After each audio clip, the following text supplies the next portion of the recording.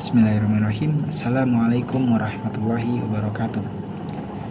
Alhamdulillahirabbil alamin. Wassalatu wassalamu ala sayyidina Muhammadin wa ala alihi wa ashabihi ajma'in. Amma ba'du. Pertama-tama dan yang paling utama, kami ucapkan puja, puji serta rasa syukur kami kehadirat Allah Subhanahu wa taala yang karenanya kami bisa menyelesaikan tugas dari mata kuliah metodologi pendidikan ini. Dan salawat serta salam semoga selalu terlimpah curahkan kepada junjungan kita, yaitu Nabi Muhammad SAW. Yang kedua, kami ucapkan rasa hormat kami kepada dosen pengampu mata kuliah metodologi penelitian ini, yaitu Bapak Firdaus Wajdi, STHI, MA, PhD.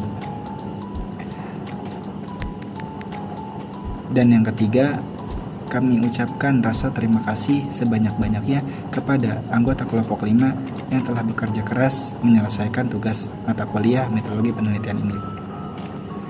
Sebelum masuk ke materi, izinkan kami memperkenalkan kelompok 5 terlebih dahulu.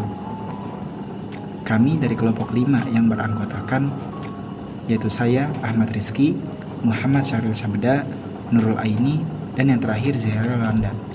Kami adalah mahasiswa dari Universitas Negeri Jakarta, Program Studi Pendidikan Agama Islam, Fakultas Ilmu Sosial. Pada kesempatan kali ini, kami dibimbing oleh dosen yaitu Bapak Firdaus Wajdi. Kelompok kami akan membahas bab 5, yaitu tujuan penelitian. Adapun subbab materi yang akan kami jelaskan dari tujuan penelitian, yaitu yang pertama, signifikansi dan makna statement tujuan penelitian. Yang kedua, tujuan penelitian kualitatif. Yang ketiga, tujuan penelitian kuantitatif. Dan yang terakhir ada tujuan penelitian mixed methods. Langsung saja kita masuk ke subbab yang pertama, yaitu signifikansi dan makna tujuan penelitian. Signifikansi dan makna tujuan penelitian menurut Locke. Tujuan penelitian berarti menunjukkan mengapa Anda ingin melakukan penelitian dan apa yang ingin Anda capai. Namun dewasa ini jarang sekali proposal penelitian yang memperhatikan tujuan penelitian. Para penulis metodologi penelitian pun sering memasukkan tujuan penelitian ini ke dalam bagian-bagian lain seperti rumusan masalah atau hipotesis. Wilkinson misalnya menjelaskan tujuan dalam konteks rumusan masalah dan saran penelitian. Penulis lain merujuknya sebagai salah satu aspek dari masalah penelitian. Akan tetapi, pembahasan mereka pada umumnya tetap menunjukkan bahwa tujuan penelitian merupakan gagasan inti dari suatu penelitian. Dalam proposal, peneliti haruslah membedakan secara jelas antara tujuan penelitian, masalah penelitian, dan rumusan penelitian. Tujuan penelitian mengindikasikan maksud penelitian dan bukan masalah atau isu yang dapat menuntun pada keharusan diadakannya penelitian.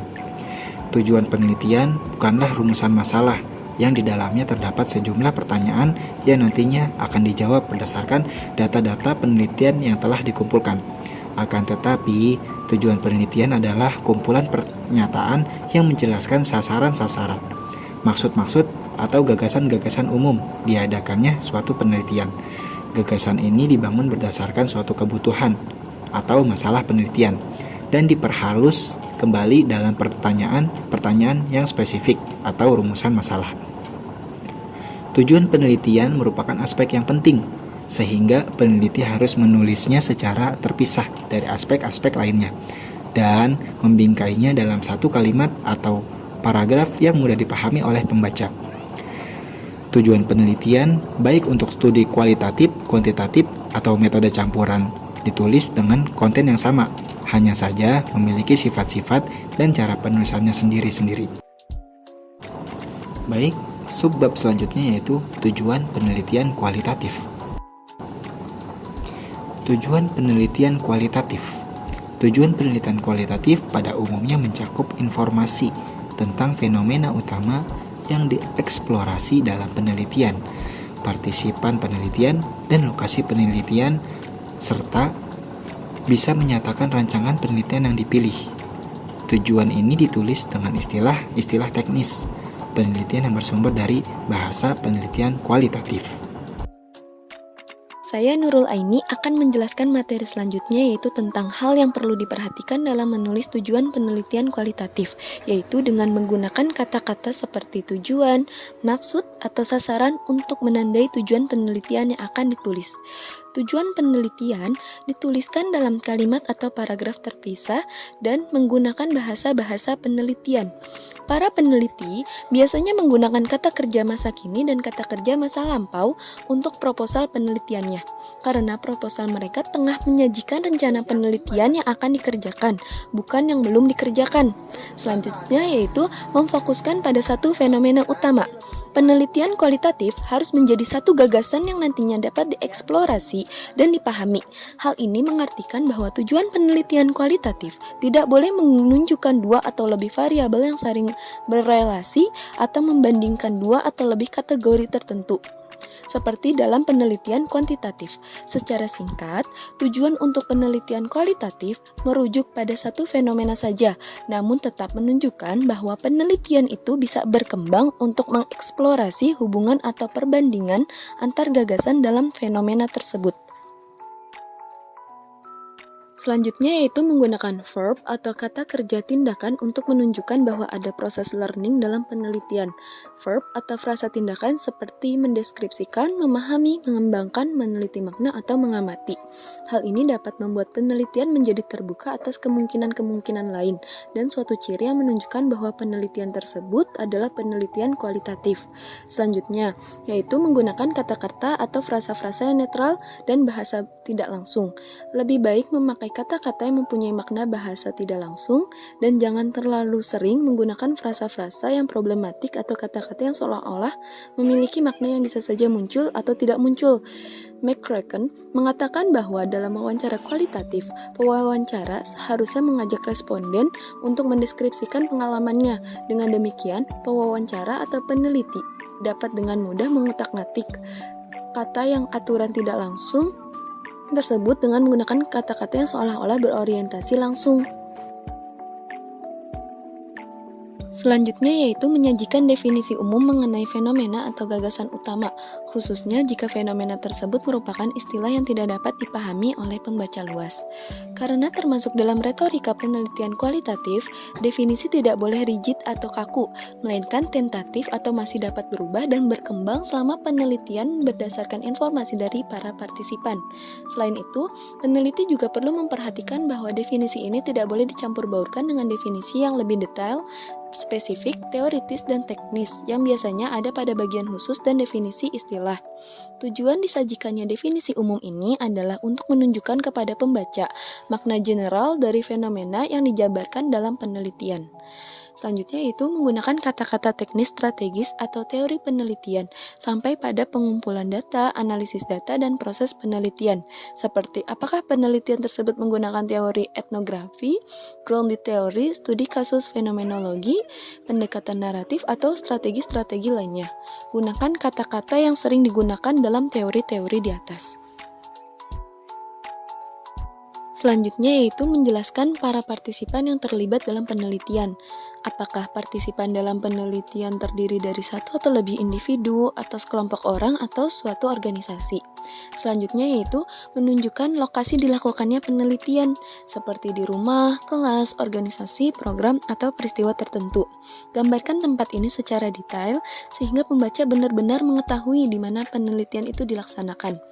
Sebagai langkah akhir dalam tujuan penelitian kualitatif adalah dengan menggunakan bahasa yang membatasi ruang lingkup partisipan atau lokasi penelitian.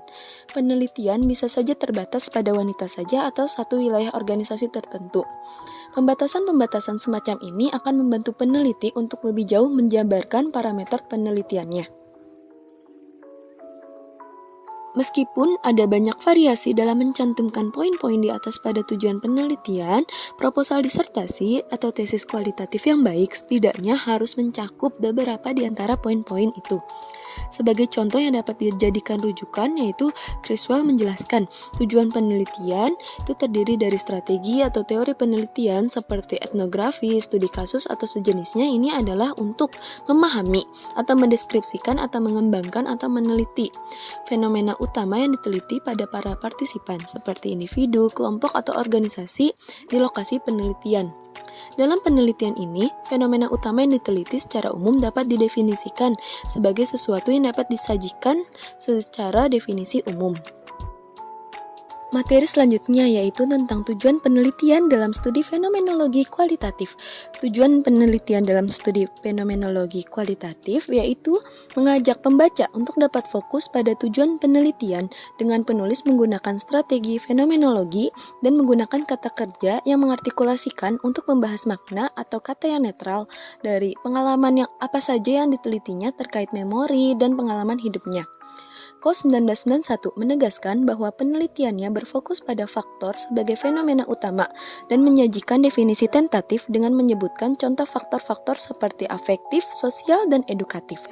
Contoh tujuan penelitian dalam studi fenomenologi kualitatif yang dilakukan oleh Litterbeck 1995. Ia meneliti 5 wanita yang kehilangan bayinya ketika sedang hamil dan memori serta pengalaman mereka atas peristiwa tersebut.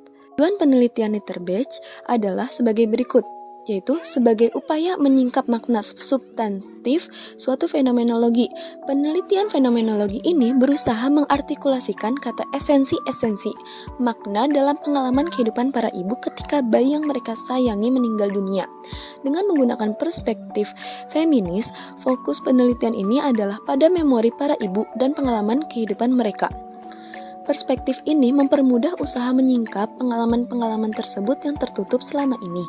Perspektif ini juga membantu mengartikulasikan dan menyuarakan memori para ibu dan cerita kehilangan mereka.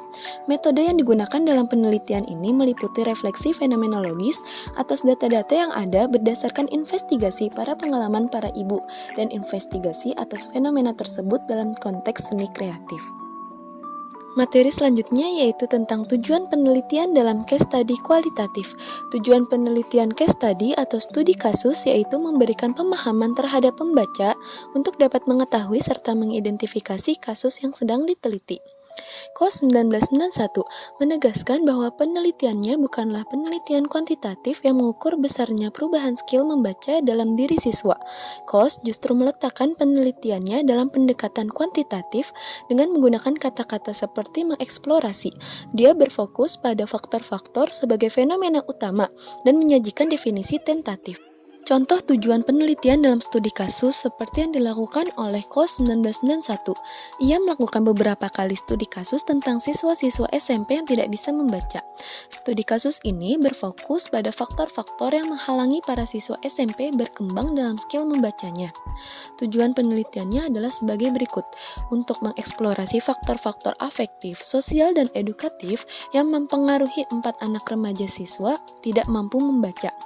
Penelitian ini juga berusaha menjelaskan mengapa siswa-siswa tersebut tetap saja tidak bisa membaca meskipun sudah bertahun-tahun sekolah. Penelitian ini bukanlah intervensi, meskipun beberapa siswa mungkin telah mampu mengembangkan skill membaca mereka. Bukan berarti fokus penelitian ini pada usaha peningkatan skill membaca. Selanjutnya saya, Zirelanda, akan melanjutkan presentasi daripada Nurul Aini tentang tujuan penelitian dalam etnografi kualitatif. Tujuan penelitian dalam studi etnografi yaitu mengajak pembaca untuk dapat memahami partisipan yang disajikan oleh peneliti. Dalam penelitian ini, kesuksesan suatu kata pengarah berperan untuk mendefinisikan sampel setiap individu yang diteliti dan tidak hanya sekadar membatasi penelitian tentang fenomena utama. Contoh tujuan penelitian dalam etnografi yaitu penelitian Roach tahun 1997. Ia melakukan penelitian etnografi selama 2 tahun di sebuah universitas kenamaan. Dia berusaha mengeksplorasi bagaimana iklim kampus dapat ditingkatkan bagi laki-laki gay yang biseksual. Tujuan penelitian yang ia sertakan pada bagian awal tulisannya adalah sebagai berikut. Artikel ini berusaha memberikan sumbangsi tambahan pada literatur yang membahas tentang kebutuhan mahasiswa gay yang biseksual dengan mengidentifikasi sejumlah kawasan yang sekiranya dapat meningkatkan iklim kampus bagi mereka. Tulisan ini sebenarnya berasal dari penelitian etnografis yang pernah penulis lakukan 2 tahun terhadap suatu subkultur mahasiswa yang terdiri dari laki-laki gay yang biseksual di sebuah universitas kenamaan. Penelitian ini hanya dibatasi pada laki-laki gay dan biseksual saja, yang berarti secara langsung merefleksikan bahwa wanita lesbian dan biseksual merupakan komunitas berbeda yang membentuk subkultur tersendiri di universitas tersebut. Berikutnya, tujuan penelitian dalam grounded teori kualitatif. Grounded teori sebagai strategi penelitian disebutkan di bagian abstraksi dan dijelaskan lebih lanjut di bagian prosedur penelitian.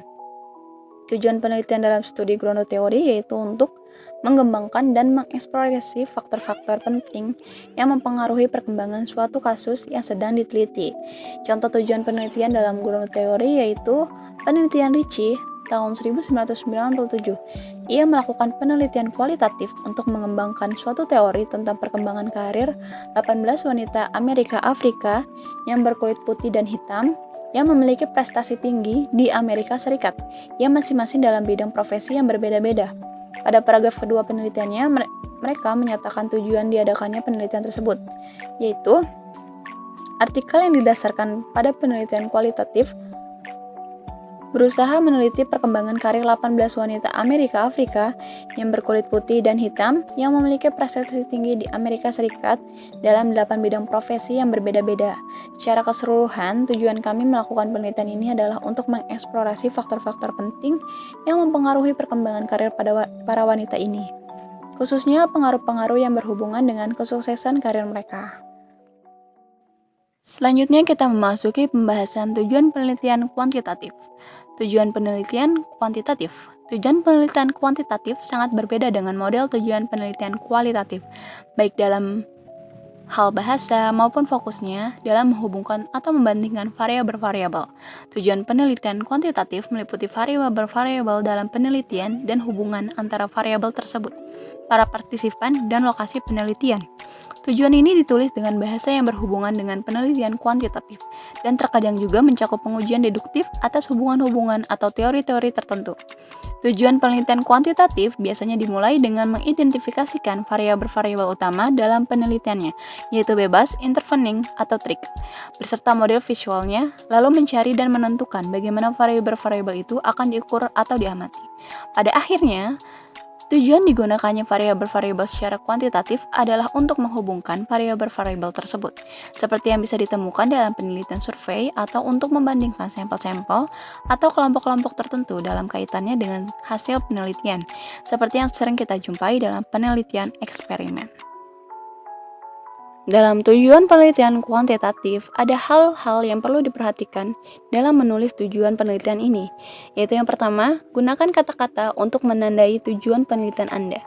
Mulailah dengan kata-kata seperti tujuan atau maksud atau sasaran penelitian ini adalah. Lalu yang kedua, tunjukkan teori, model, atau kerangka konseptual yang Anda gunakan. Mendeskripsikan teori secara sederhana di bagian tujuan penelitian akan memberikan penekanan pada pentingnya teori itu dalam penelitian tersebut. Kemungkinan bagian perspektif teoritis ditulis secara terpisah untuk keperluan ini. Yang ketiga, tunjukkanlah variabel bebas dan variabel terikat, serta variabel-variabel lain, seperti mediate, moderate, atau control yang digunakan dalam penelitian. Lalu yang keempat, gunakan kata-kata yang dapat menghubungkan variabel bebas dan variabel terikat untuk menunjukkan bahwa kedua jenis variabel ini benar-benar saling berhubungan, seperti kata hubungan antara dua atau lebih variabel atau kata perbandingan antara dua atau lebih kelompok. Kebanyakan penelitian kuantitatif menggunakan salah satu dari dua opsi tadi untuk menghubungkan variabel-variabel dalam tujuan penelitian. Tetapi ada juga peneliti yang menggunakan kombinasi antara membandingkan atau comparing dan menghubungkan atau relating. Misalnya, penelitian eksperimen dua faktor yang di dalamnya peneliti memiliki dua atau lebih kelompok treatment dalam satu variabel bebas. Meskipun peneliti kebanyakan menggunakan teknik menghubungkan dua atau lebih kelompok dalam penelitian eksperimen, tidak menutup kemungkinan mereka juga menggunakan teknik tersebut dalam penelitian survei. Lalu yang kelima, tempatkanlah dan susunlah variabel-variabel ini dari kiri ke kanan, dengan variabel bebas di bagian kiri yang diikuti oleh variabel terikat di bagian kanan. Letakkanlah variabel-variabel intervening antara variabel bebas dan variabel terikat. Banyak peneliti juga meletakkan variabel-variabel moderating antara variabel bebas dan variabel terikat. Bahkan variabel kontrol juga tidak jarang diletakkan secara tiba-tiba mengikuti variabel terikat. Misalnya dalam frasa yang juga dipengaruhi oleh atau dengan variabel kontrol dalam penelitian eksperimen, variabel bebas selalu menjadi variabel yang dimanipulasi. Poin keenam tentang hal yang perlu diperhatikan dalam menulis tujuan penelitian kuantitatif yaitu sebutkan jenis strategi penelitian, misalnya strategi survei atau eksperimen yang nantinya digunakan dalam penelitian. Dengan menyatakan informasi tentang strategi penelitian, peneliti setidaknya sudah mengantisipasi diri untuk tidak membahas detail metodologi penelitian yang biasanya ditulis di bagian khusus, dan memungkinkan pembaca untuk mengasosiasikan hubungan antar variabel dengan strategi penelitian.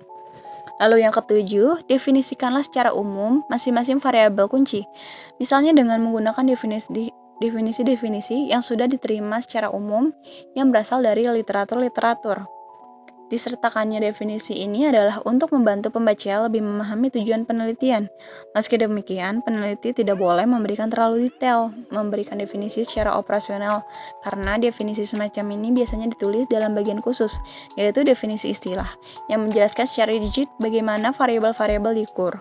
Selain itu, memberikan batasan pada ruang lingkup penelitian, seperti ruang lingkup pengumpulan data atau ruang lingkup partisipan penelitian.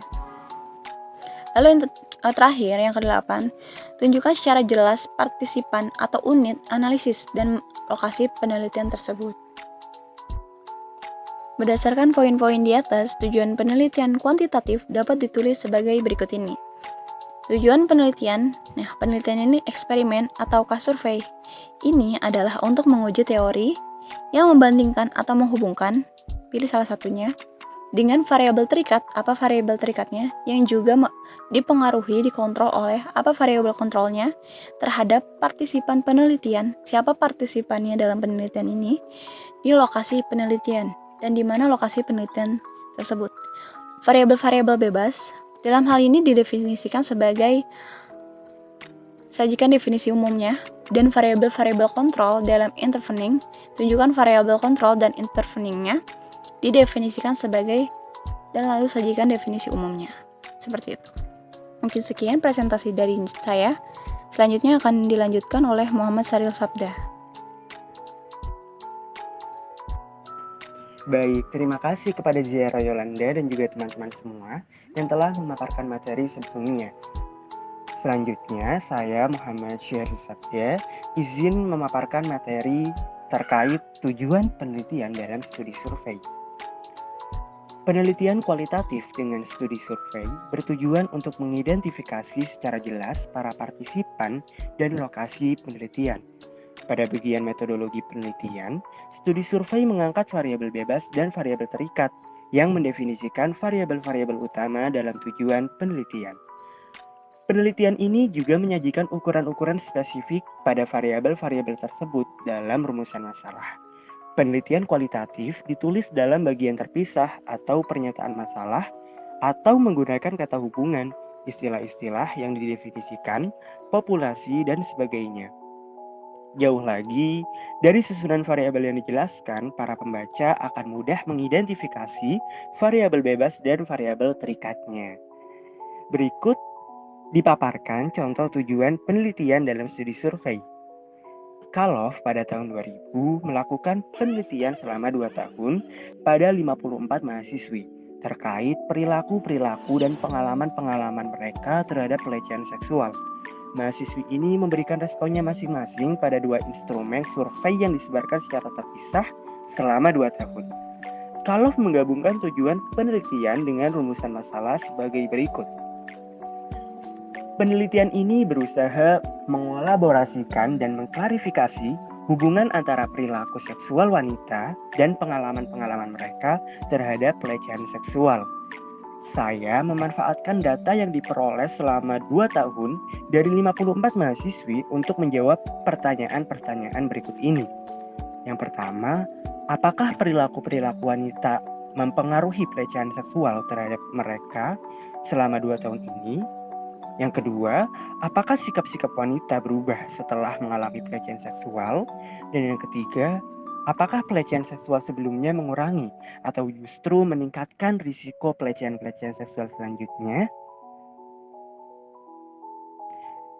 Baik, selanjutnya tujuan penelitian dalam studi eksperimen. Penelitian eksperimen adalah penelitian yang dilakukan untuk mengetahui akibat yang ditimbulkan dari suatu perlakuan yang diberikan secara sengaja oleh peneliti. Penelitian eksperimen atau experimental research menurut ALSA pada tahun 2004 adalah meneliti pengaruh perlakuan terhadap perilaku yang timbul sebagai akibat dari perlakuan. Kemudian, menurut Hadi pada tahun 1985, penelitian eksperimen adalah penelitian yang dilakukan untuk mengetahui akibat yang ditimbulkan dari suatu perlakuan yang diberikan secara sengaja oleh peneliti. Tujuan umum penelitian eksperimen adalah untuk meneliti pengaruh dari suatu perlakuan tertentu terhadap gejala suatu kelompok tertentu dibanding dengan kelompok lain yang menggunakan perlakuan yang berbeda. Kemudian berikut dipaparkan contoh tujuan penelitian dalam studi eksperimen. Wood, Kelly, Edwards, and Rosenfeld pada tahun 1992 membandingkan antara daya tarik sosial terhadap penggunaan komputer dan daya tarik pribadi terhadap pensil dan kertas. Mereka melanjutkan penelitian inventaris yang telah dilakukan sejumlah mahasiswa sebelumnya dengan menggunakan Balanced Inventory of Desirable Responding or BIRD yang menawarkan 2 skala yaitu Impression Management or IM dan Self-Deception or SD. Dalam paragraf terakhir di bagian pendahuluan, mereka mengemukakan tujuan penelitiannya, yaitu kami merancang penelitian ini untuk membandingkan respon-respon para calon angkatan laut terhadap skala IM dan SD yang dikumpulkan dalam 3 kondisi, yaitu yang pertama kertas dan pensil, yang kedua komputer dan backtracking, yang ketiga komputer tanpa backtracking. Kurang lebih seperti dari calon AL ini menjawab kuesioner-kuesioner yang diberikan secara anonim atau tanpa nama atau identitas jelas, dan separuh lagi menjawab dengan identitas yang jelas. Baik, selanjutnya yaitu pemaparan terkait tujuan penelitian campuran atau mixed methods. Tujuan penelitian metode campuran berisi tujuan penelitian secara keseluruhan, informasi mengenai unsur-unsur penelitian kuantitatif dan kualitatif, dan alasan rasionalisasi mencampur 2 unsur tersebut untuk meneliti masalah penelitian. Tujuan penelitian metode campuran biasanya ditunjukkan terlebih dahulu dalam pendahuluan untuk memberikan panduan awal bagi para pembaca dalam memahami bagian-bagian penelitian kualitatif dan kuantitatif di dalamnya. Kemudian, terdapat beberapa hal yang perlu diperhatikan dalam menulis tujuan penelitian campuran atau mixed methods. Yang pertama, peneliti perlu memulai dengan menulis kata-kata yang menunjukkan secara jelas tujuan penelitian yang akan dijabarkan seperti tujuan atau maksud. Tujuan dari penelitian ini merupakan maksud dari penelitian ini yaitu. Kemudian yang kedua yaitu peneliti perlu menunjukkan jenis rancangan metode campuran yang digunakan, apakah itu sekuensial, konkuren, atau transformasional. Yang ketiga, peneliti juga perlu menjelaskan tujuan penelitian dari perspektif konten. Untuk memahami keseluruhan maksud penelitian tersebut terlebih dahulu, sebelum peneliti membagi penelitiannya ke dalam bagian kuantitatif dan kualitatif.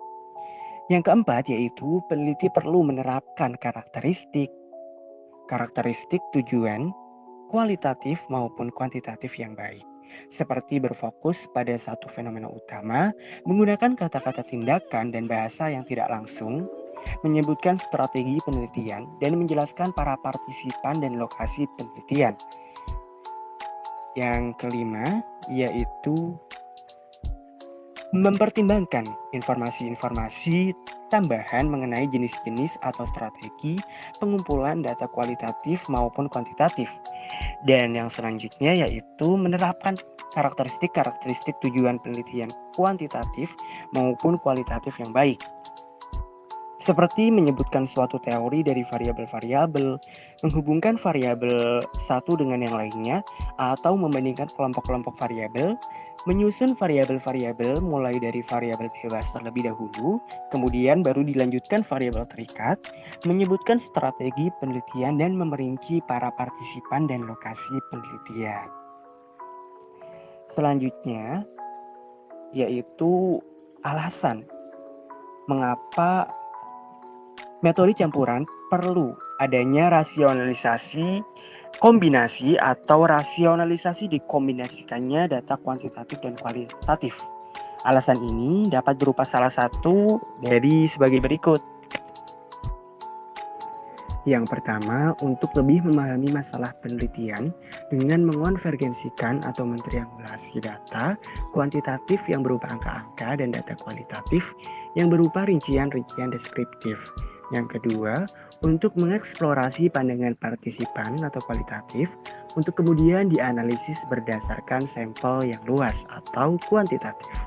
Yang ketiga, untuk memperoleh hasil-hasil statistik kuantitatif dari suatu sampel, kemudian menindaklanjutinya dengan mewawancarai atau mengobservasi sejumlah individu untuk membantu menjelaskan lebih jauh hasil statistik yang sudah diperoleh. Dan yang keempat yaitu untuk mengungkap kecenderungan-kecenderungan dan hak-hak dari kelompok atau individu-individu yang tertindas. Kemudian, tujuan penelitian metode campuran dapat dibagi lagi menjadi tujuan penelitian metode campuran konvergen dan juga tujuan penelitian metode campuran explanatory. Yang pertama, tujuan penelitian metode campuran konvergen. Metode campuran paralel konvergen adalah suatu bentuk desain metode campuran di mana peneliti menyatukan atau menggabungkan data kuantitatif dan kualitatif untuk memberikan analisis yang komprehensif dari masalah penelitian. Contoh tujuan penelitian metode campuran konkuren yaitu sebagai berikut. Hoesland dan Vesper pada tahun 1993 meneliti sikap atau kecenderungan anak-anak dan orang tua, khususnya yang terkait dengan penghematan orang tua untuk pendidikan strata 2 bagi anak-anak mereka. Pakar penelitian yang dikisarkan selama 3 tahun mengidentifikasi faktor-faktor yang sangat berhubungan dengan penghematan orang tua dan data kuantitatif maupun kualitatif yang mereka kumpulkan. Tujuan penelitian mereka adalah sebagai berikut. Karya tulis berusaha meneliti perilaku-perilaku penghematan atau saving orang tua dengan menggunakan data anak-anak dan orang tua yang diperoleh dari penelitian longitudinal dengan metode survei selama 3 tahun. Kami memilih regresi logistik untuk mengidentifikasi faktor-faktor yang berhubungan dengan penghematan orang tua bagi pendidikan strata 2 anak-anak mereka. Tidak hanya itu, kami juga berusaha menggali pengetahuan lain dari hasil wawancara kami dengan beberapa sampel mahasiswa dan juga orang tua mereka selama 5 kali dalam jangka waktu 3 tahun. Pengetahuan ini diharapkan dapat membantu mengeksplorasi lebih jauh tentang isu terkait penghematan orang tua. Selanjutnya yaitu tujuan penelitian metode campuran explanatory. Tujuan penelitian explanatory yaitu tujuan dari model sequential explanatory yaitu menemukan pola dan menguji hipotesis yang ditemukan dalam penelitian kualitatif. Karakteristik dari metode explanatory yaitu memiliki desain proposal yang sudah lebih jelas.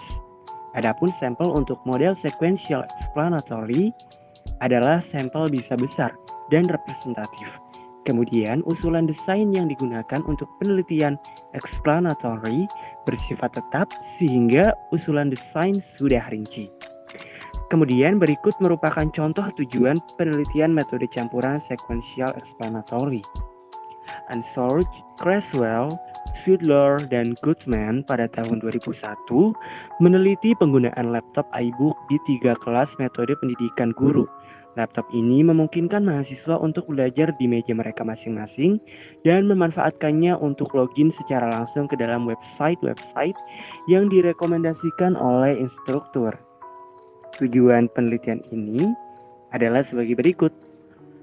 Tujuan penelitian metode campuran sekuensial ini adalah pertama-tama untuk mengeksplorasi dan membuat tema-tema utama tentang penggunaan laptop iBook di kelas metode pendidikan guru dengan melakukan observasi lapangan dan wawancara langsung.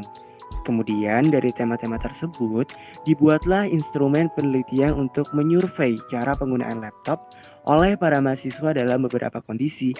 Alasan digunakannya data kualitatif dan data kuantitatif ini disebabkan survei terhadap pengalaman mahasiswa dapat dilakukan dengan lebih baik hanya jika eksplorasi terhadap cara penggunaan laptop oleh mahasiswa terlebih dahulu diterapkan.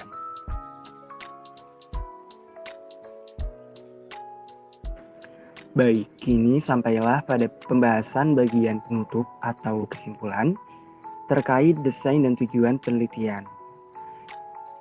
Kesimpulan dari presentasi kelompok kami yaitu penelitian memiliki desain yang terbagi menjadi 3 macam, yaitu metode kualitatif, kuantitatif, dan campuran. Dalam tujuan penelitian kualitatif dapat dipertimbangkan berdasarkan tujuan fenomenologi, case study, etnografi, dan grounded theory. Sehingga tujuan tersebut dapat menegaskan fenomena utama yang diteliti dan juga menyajikan definisi tentatif tentang fenomena tersebut. Adapun tujuan penelitian kuantitatif dapat juga dipertimbangkan berdasarkan tujuan survei atau eksperimental, sehingga tujuan tersebut dapat menegaskan teori yang akan diuji.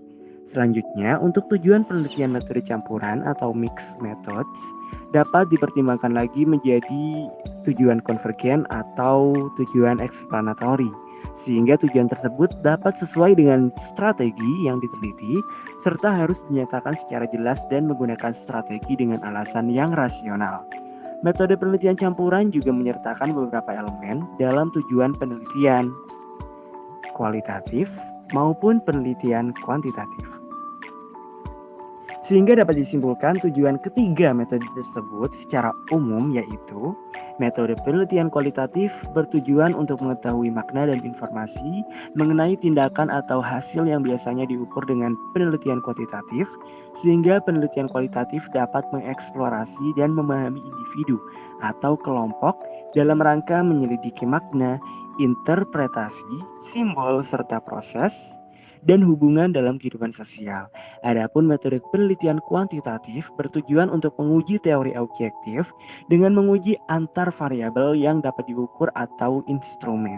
Sementara metode campuran atau mixed methods menggabungkan tujuan dari metode penelitian kualitatif dengan metode penelitian kuantitatif sehingga menghasilkan hasil yang lebih fleksibel dan juga menambah wawasan pembaca. Demikian presentasi dari kelompok kami. Terima kasih atas perhatian dan juga terima kasih banyak telah mendengarkan presentasi kami dari awal hingga akhir. Saya mewakili segenap kelompok yang mempresentasikan. Memohon maaf apabila terdapat kesalahan selama berlangsungnya presentasi. Sekian dari kami. Billahi taufiq wal hidayah.